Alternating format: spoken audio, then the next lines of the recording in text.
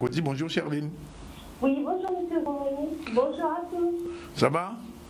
Ça va très bien, merci et vous. Bon, ben nous ça va. Et vous êtes venu aujourd'hui pour libérer la parole, pour libérer parole à autres. Alors qu'est-ce que ça veut dire exactement, Charline? Alors, qu'est-ce que ça veut dire? Donc en fait, l'association psychologie Caraïbes, dont je suis la primatrice, Oui.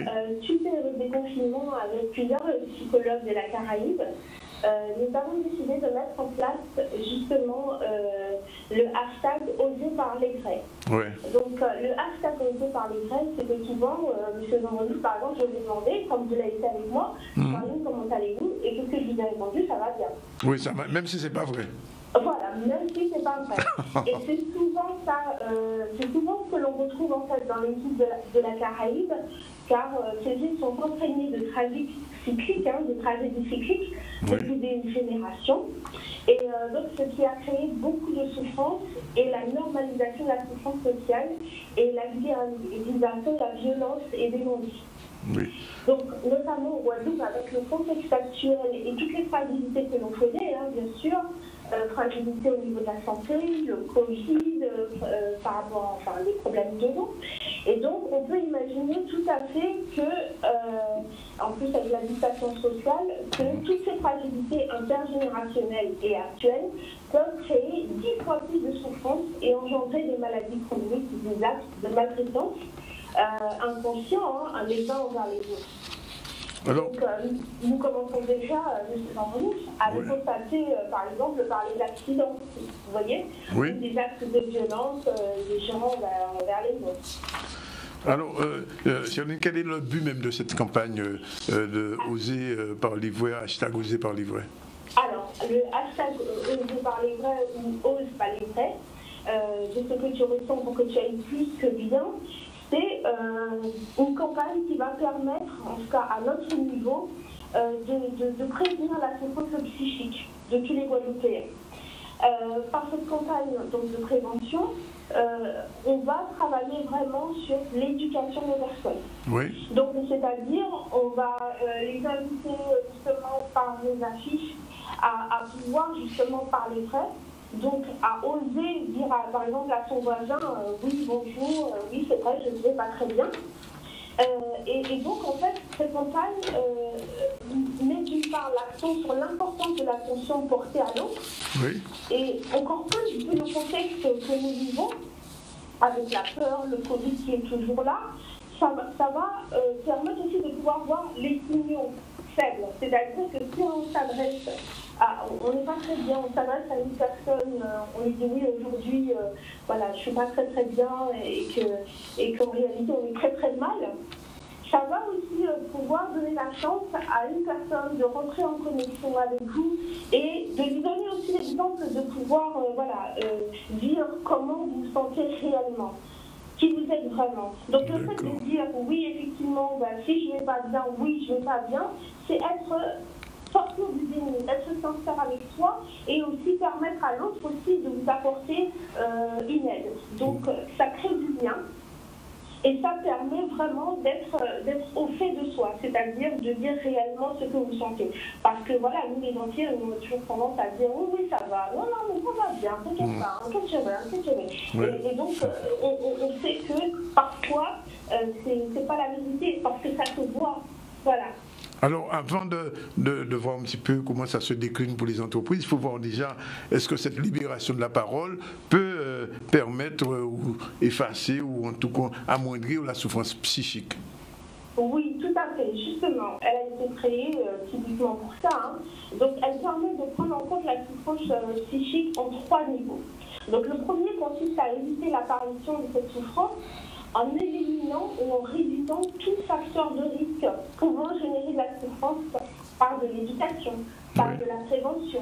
Par exemple, si vous dites, si justement on fait cette campagne et on apprend aux gens justement à parler, à libérer leur parole, à oser dire ce qu'ils ressentent, à vider leur ventre, et bien du coup, ils pourront le faire aussi au sein de leur famille, et puis ils seront suffisamment, on va dire, éduqués pour comprendre quand ça ne va pas réellement. D'accord. Le deuxième niveau consiste à repérer les personnes en difficulté et à prendre des contre-mesures en fait, pour éviter la multiplication du nombre de personnes en souffrance. Par exemple, vous avez beaucoup de personnes qu'on a pu avoir en téléconsultation qui avaient peur de retourner au travail. Donc, du coup, les entreprises peuvent se retrouver, par exemple, aujourd'hui avec beaucoup d'absentéisme, même des burn-out, de l'auto-sabotage dans le travail, des prises de risques, des mises en danger de la vie d'autrui.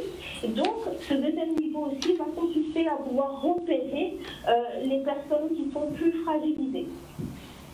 Le troisième niveau consiste à prendre en charge les personnes en souffrance, en lien avec le service de psychologie, donc de l'assistance psychologique Caraïbe, pour tous les particuliers.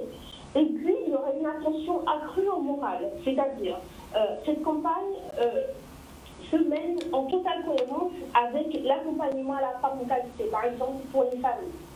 Donc, la mission sera de porter une attention accrue aux familles, en facilitant notamment l'accès à l'éducation, à son bien-être, à son épanouissement, l'accès au soutien psychologique, de la mise en place, par exemple, d'ateliers d'éducation à la santé psychique, par exemple des ateliers aussi même à distance, avec les outils qu'on le connaît aujourd'hui grâce au confinement. Donc on va pouvoir mettre des ateliers de soutien à la parentalité, mais aussi des groupes de parole ou des groupes d'écriture. Et tout ça va commencer par le hashtag Ose parler vrai. D'accord. Alors, si on va un peu plus loin que les cas personnels, on l'ouvre un petit peu sur les entreprises. Comment cette présentation, cette prévention peut aider les entreprises, peut aider aussi les entreprises. D'ailleurs, ça tombe bien puisque tout à l'heure, on a la chronique ABC des entreprises. Donc, Emeline qui est avec nous va tendre l'oreille pour essayer de voir en quoi le hashtag Oser parler vrai peut aider aussi les entreprises.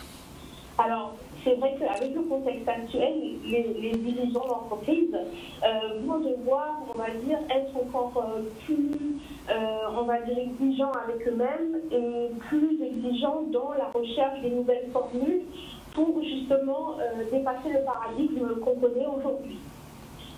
Donc, cette formule hashtag Ose parler vrai va pouvoir les aider à construire en fait leur PIB. Donc, ça veut dire leur bonheur intérieur. D'accord, oui. Donc, c'est vrai qu'on ne connaît pas trop en Guadeloupe. Le bonheur intérieur brut, non, je ne connaissais pas. Je connaissais le PIB, Evelyne aussi, mais le BIB, non, j'avoue que je le découvre. Voilà. Donc, le PIB, ouais. Pas mauvais, ça. Le bonheur intérieur brut d'une entreprise, c'est une entreprise en fait en bonne santé. Ah d'accord, ah oui, ça c'est sûr. Qui sait par exemple promouvoir son excellence organisationnelle, cultiver l'intelligence coopérative par exemple, instaurer des processus d'émergence et de transformation, développer et soutenir des apprentissages constants. Et comment ça se fait? C'est en étant attentif, parce qu'il y a 11 critères pour être une entreprise donc, avec un bon BIB. Avec son BIB. Alors, quels sont ces critères? Alors, ces critères sont, il y a 11 critères, donc ce sont les revenus. Par exemple, une entreprise qui paye ses salariés à leur juste valeur. Oui, c'est très rare ça. Voilà, le lieu de travail, donc le lieu, que ce soit un lieu qui soit agréable, un environnement stable et agréable.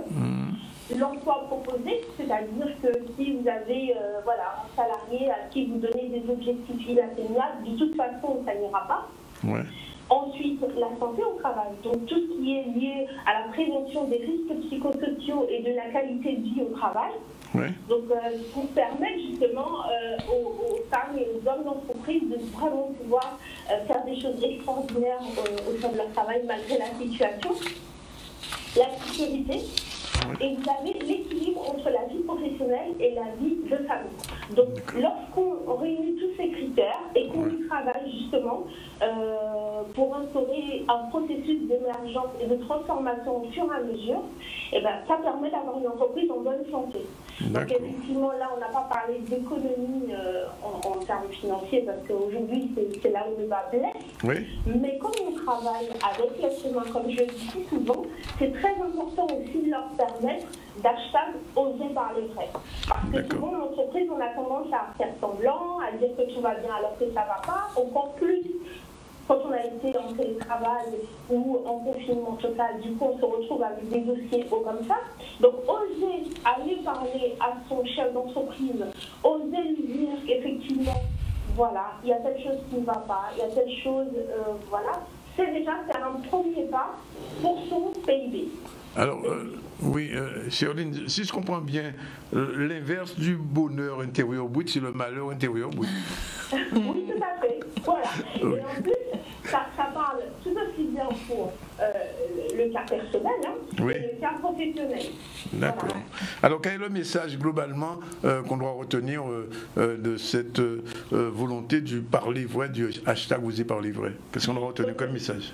Alors, ce qu'on doit retenir, c'est que notre message, c'est parler vrai de ce que tu ressens pour que tu ailles plus que bien. D'accord. Donc, ça veut dire, entraîne-toi à écouter, apprendre à être mutuellement à l'écoute et laisse suffisamment de place à l'autre personne pour qu'elle puisse te dire ce qu'elle ressent vraiment, elle aussi. D'accord. Et puis, nous proposons un kit pour mettre à disposition justement, parce que la campagne, c'est pas juste le dire et puis le diffuser, c'est vraiment aussi avoir un kit qui soit à la disposition des particuliers, des familles et des chefs d'entreprise. Donc, dans ce kit, il y a des affiches, il y a des flyers, il y a différents slogans, et puis aussi, nous avons réuni un certain nombre de témoignages de personnes justement qui témoignent sur le fait qu'un jour, ils ont osé, depuis le déconfinement, parler vrai. Ils ont osé en fait faire le pas vers un voisin et que ça les a libérés pour pouvoir après faire des choses ou dire des choses, voilà. Donc, nous proposons donc des accompagnements pour aller plus loin, bien sûr, sur des ateliers, en donnant un guide avec tous les professionnels qui peuvent accompagner et pour aller plus loin avec les personnes. Bien, merci Chéroline pour tout ce que vous avez dit sur le oser parler vrai, le hashtag oser parler vrai. J'espère que les Guadeloupéens ont compris. Et je vais retenir le BIB, le bonheur intérieur brut pour les entreprises. Il y a 11 critères et on va s'en rappeler. Merci en tout cas, on vous retrouve jeudi. Merci, M. Vendredi.